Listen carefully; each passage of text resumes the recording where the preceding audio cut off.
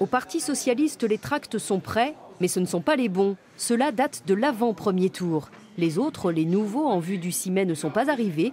Le PS, un brin superstitieux, a préféré attendre. Il était logique qu'on ne sorte pas ce matériel avant le premier tour. Je pense que ça aurait été... on a quand même le 21 avril 2002 toujours dans la tête.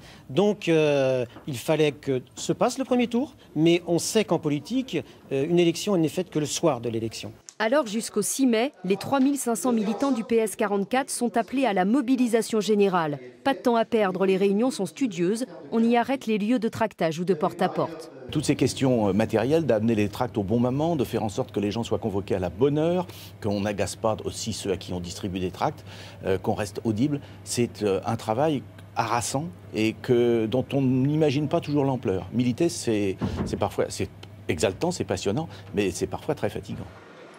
La campagne est pourtant loin d'être finie. À l'UMP, on prépare les temps forts de l'entre-deux-tours, notamment la venue de François Fillon au parc des expositions de la Beaujoire le 4 mai à Nantes.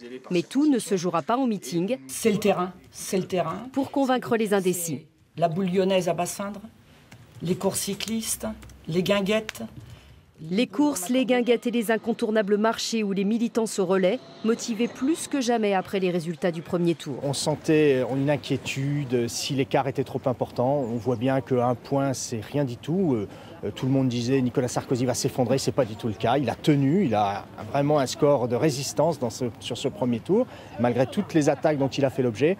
Donc très clairement, nos militants maintenant croient vraiment que c'est possible.